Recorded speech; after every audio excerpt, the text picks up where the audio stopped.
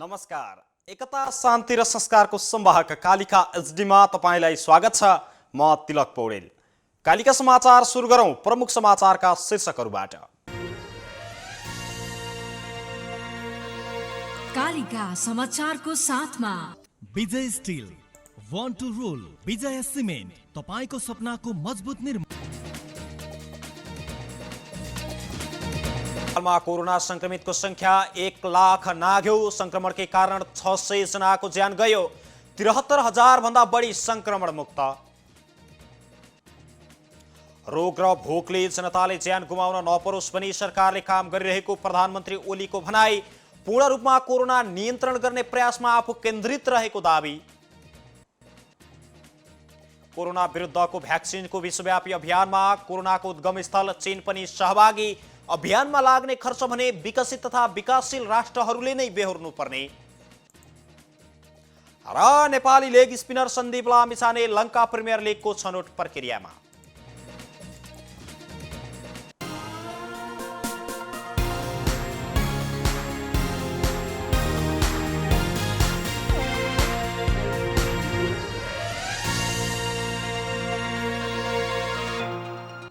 कालिका एफएमको 18औं वार्षिक उत्सवको अवसरमा भर्चुअल रूपमा सञ्चालित कालिकाको चौतारीको 16औं श्रृङ्खलामा गायक शिव हमालले लोक तथा दोहोरी गीतलाई विकृति रहित बनाउनु पर्नेमा जोड दिनु भएको छ।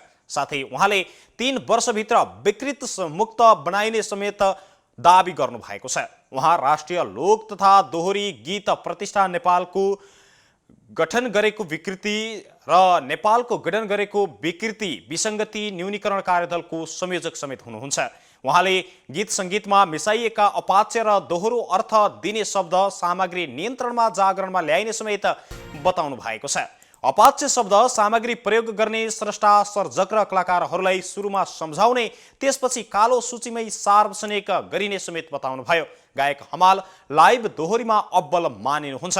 1200 बढी गीतका सर्जक तथा संगीतकार हमाल 2 दर्जन बढी गीत चर्चामा ल्याउनु भएको छ। उहाँले 40 भन्दा बढी अवार्ड समेत जितिसक्नु भएको छ।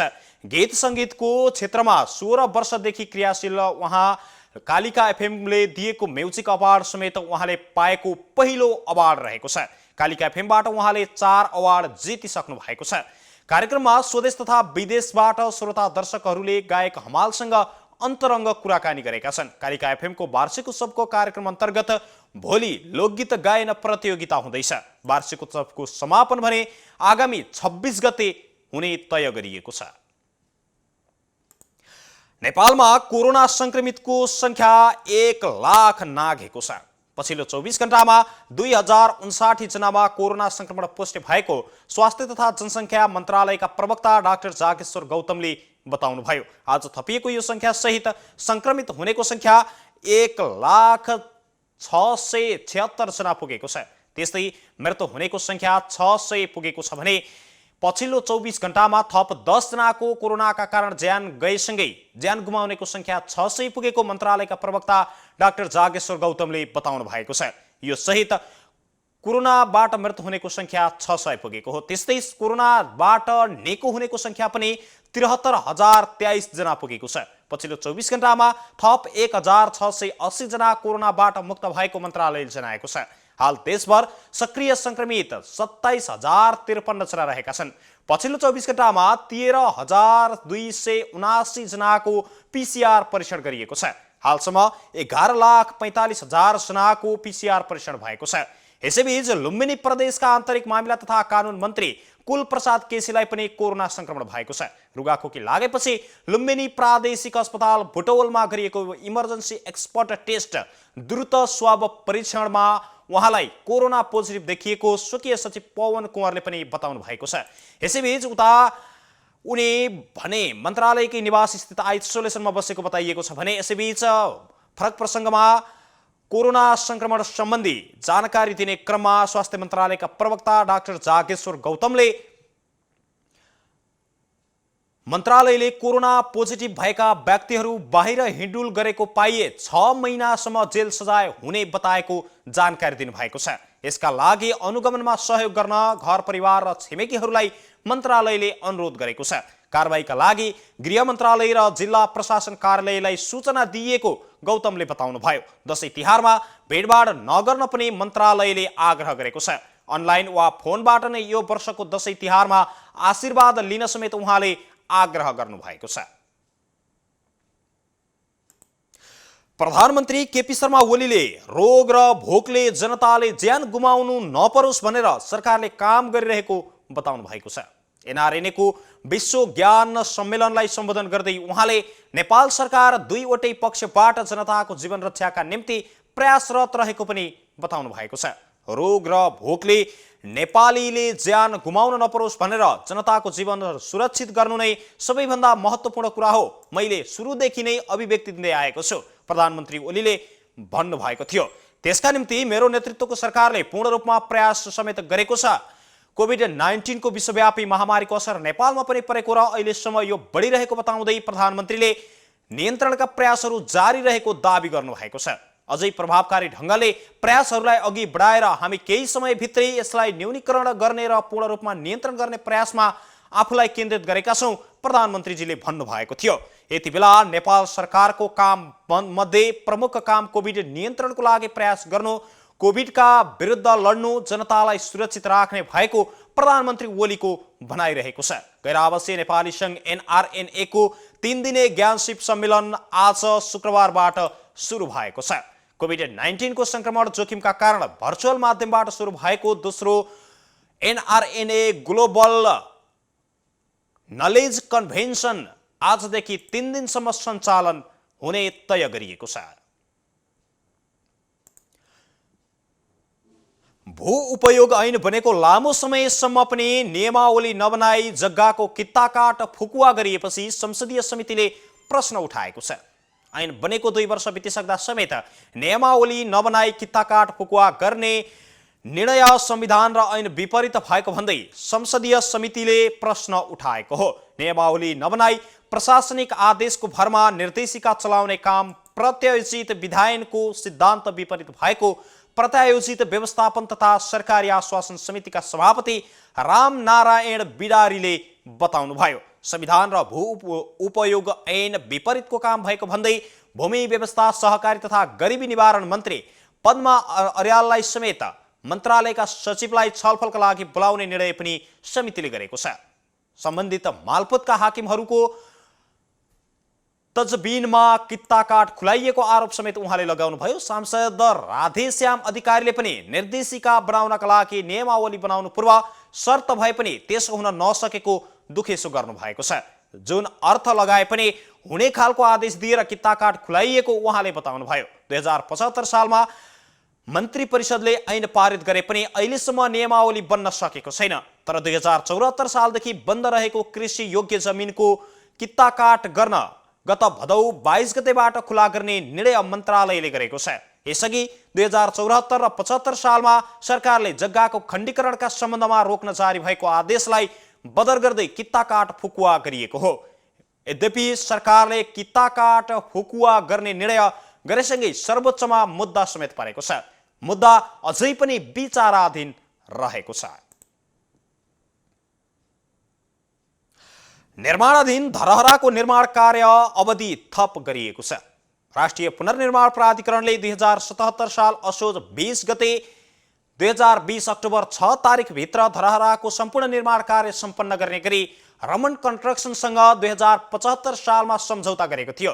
त्यस लगत्तै रमन कन्स्ट्रक्सनले 2075 कार्तिक महिनादेखि निर्माण कार्य सुरु गरेको थियो। कोभिड-19 को कारण लकडाउन हुँदा निर्माण कार्य प्रभावित भएको भन्दै रमन कन्स्ट्रक्सनले 21 महिना थप समय माग गरे पनि राष्ट्रिय पुनर्निर्माण प्राधिकरणले 9 महिना समय थपेको छ।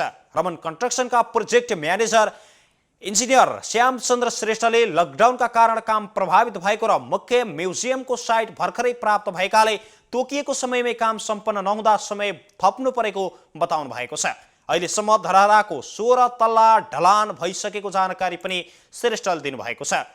मुख्य म्युजियमको साइट भर्खरै प्राप्त भएकाले धेरै काम बाँकी रहेको उहाँको भनाइ छ। कोभिड-19 का कारण कामको रफ्तारमा असर पर्दा समयमै निर्माण सम्पन्न गर्न नसकिएको पनि उहाँको भनाइ छ। अहिले थपिएको समयमा पनि पूर्ण रूपमा काम सम्पन्न गर्न चुनौती रहेको श्रेष्ठको भनाइ छ। 22 तला रहेको धरहराको कुल लागत भ्याट सहित 3 अर्ब 45 करोड रुपैयाँ तोकिएको छ। धरहराको कुल क्षेत्रफल 42.2 रोपनी रहेको छ। धरहराको निर्माण कार्यमा लकडाउन अघि कुल 350 जनाले काम गरेका बताइएको छ। लकडाउनको बेलामा पनि 20-25 जनाको संख्यामा कामदार राखेर निर्माण गरिरहेको कम्पनीले अहिले भने 250 जना कामदारहरू मार्फत कामलाई निरन्तरता दिएको छ। आपतकालीन अवस्थामा प्राथमिक उपचार नागरिक स्तरबाट काम गर्नका लागि स्वयंसेवी संस्था गठन भएको छ। विभिन्न खालका दुर्घटना, चोटपटक, बिरामी लगायतको तत्काल प्राथमिक उपचार गर्ने गरी स्वयंसेवी संस्था योगदान राष्ट्रका लागि गठन भएको हो। बेहोस भएको, अङ्गभङ्ग भएको, करेन्ट लागेमा सर्पको टोकाई, रक्तस्राव, आगोले पोलेको, विष सेवन गरेको, हृदयघात, दम, पानीमा डुबेको, प्राकृतिक विपत्ति लगायतका जोखिम कम गर्नको लागि र जोखिममा काम गर्न संस्था गठन भएको बताइएको छ।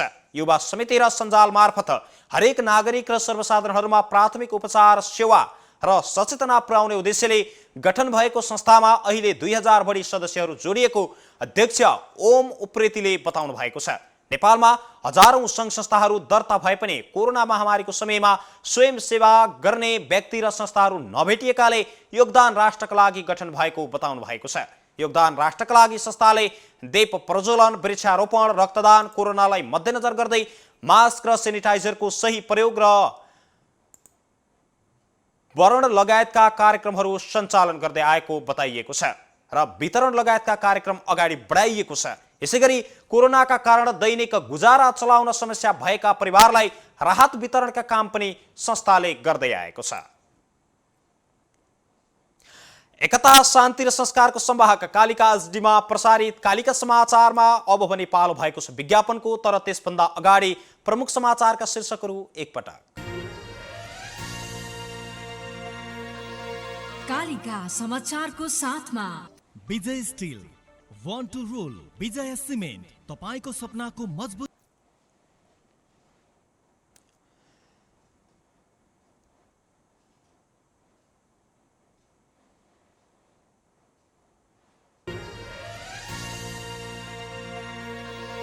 कालिका समाचारको साथमा Vijay steel, one two role, Vijay cement, तपाईको सपनाको मजबुत निर्माण।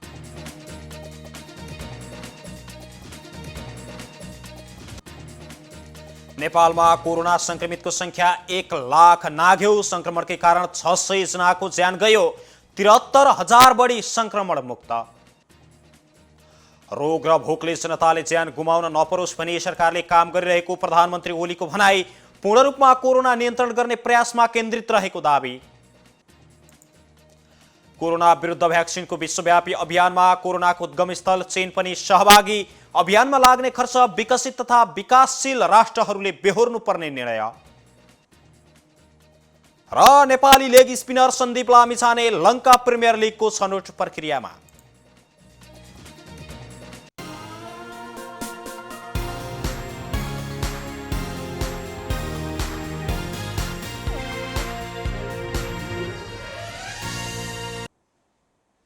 विज्ञापनपछि कालिका समाचारमा पुनः स्वागत छ। अब स्थानीय समाचार।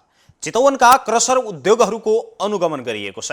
जिल्ला समन्वय समिति चितवनको नेतृत्वमा शुक्रबार अर्थात् आज पूर्वी चितवनका क्रसर उद्योगहरूमा अनुगमन गरिएको हो। पूर्वी चितवनका क्रसर उद्योगहरूमा अनुगमन गरिएको बताइएको छ भने अनुगमनको क्रममा 2वटा क्रसर उद्योग दर्ता नगरी सञ्चालन गरेको भेटिएको जिल्ला समन्वय समिति चितवनका प्रमुख कृष्ण कुमार डल्लाकोटीले बताउनु भएको छ। मापदण्ड विपरीत सञ्चालन भएका उद्योगलाई बन्द गर्न निर्देशन दिएको छ। आवश्यक जरिवाना तिरेपछि मात्रै दर्ता गराएर उद्योग सञ्चालन गर्न अनुमति दिने उहाँले बताउनु भएको छ। चितवनमा विगतका वर्षदेखि मापदण्ड विपरीत नदीजन्य वस्तुको उत्खनन हुँदै आएको छ। विगतमा गत वर्ष अवैध रूपमा नदीजन्य सामग्रीको उत्खनन सम्बन्धी जरिवाना बापत 11,25,000 रुपैयाँ राजस्व सङ्कलन भएको पनि उहाँले जानकारी दिनुभएको छ। आज गरिएको अनुगमनको क्रममा प्रमुख जिल्ला अधिकारी नारायण प्रसाद भट्टराई, स्थानीय निकाय अधिकारी तथा स्थानीय विकास अधिकारी चुडामणि शर्मा गौतम, सुरक्षाकर्मी लगायतको सहभागिता रहेको थियो। कालिका समाचारमा अब अर्थ समाचार।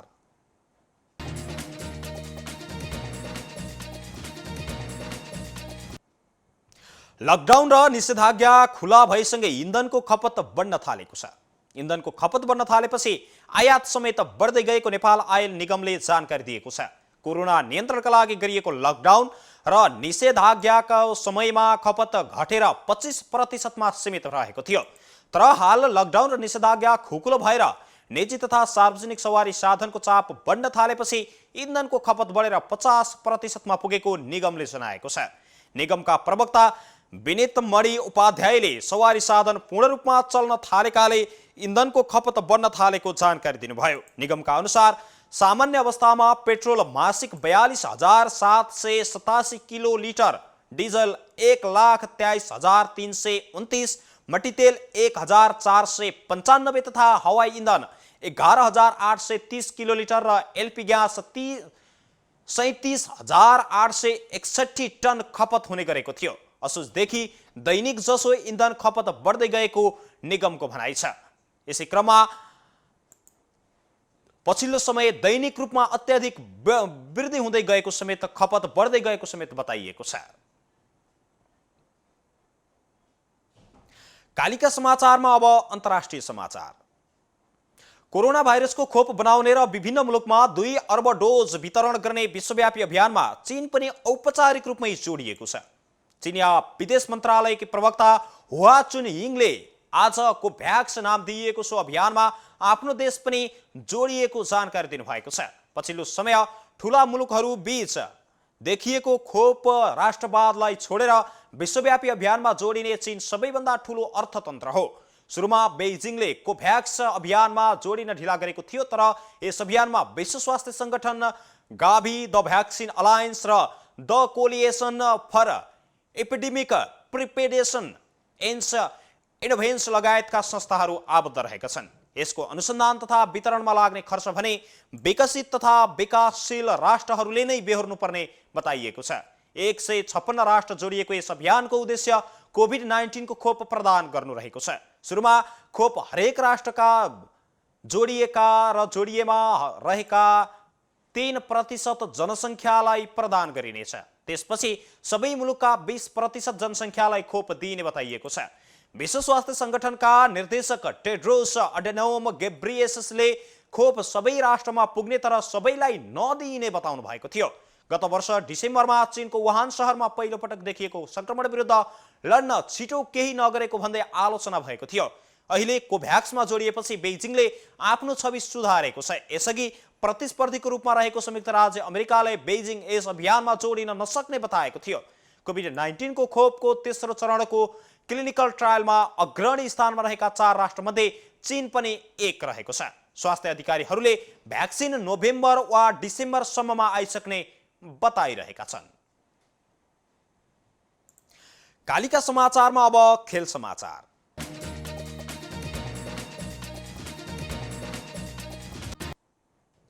Nepali leg spinner Sandeep Lamichhane Lanka premier league LPL क्रिकेटको छनौट प्रक्रिया ड्राफ्टमा परेका छन्।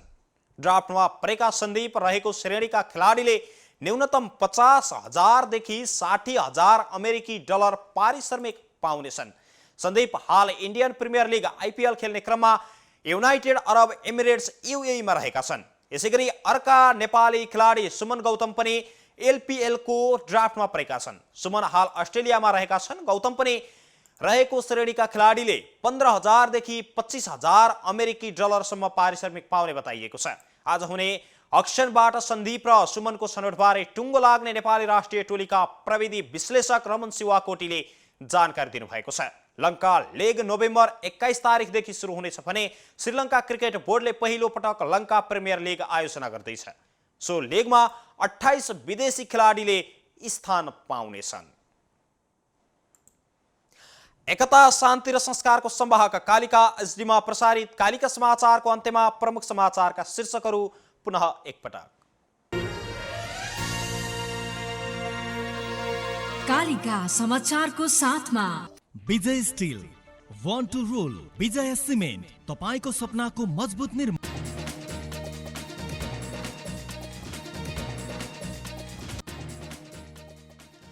नेपालमा कोरोना संक्रमितको संख्या 1 लाख नाग्यो। संक्रमणकै कारण 600 जनाको ज्यान गयो।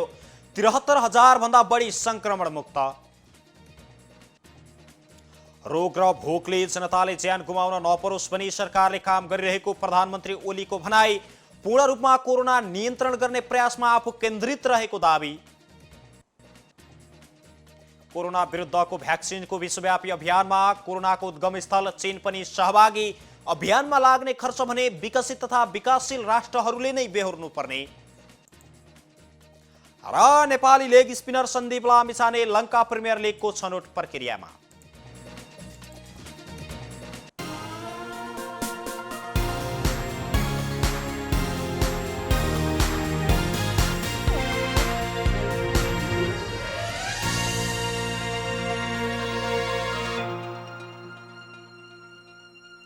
एकता, शान्ति र संस्कारको संवाहक कालिका एचडीमा प्रसारित कालिका समाचार अहिलेका लागि यति नै। हेर्दै गर्नुहोला कालिका एचडी। म तिलक पौडेल बिदा हुन्छु। नमस्कार।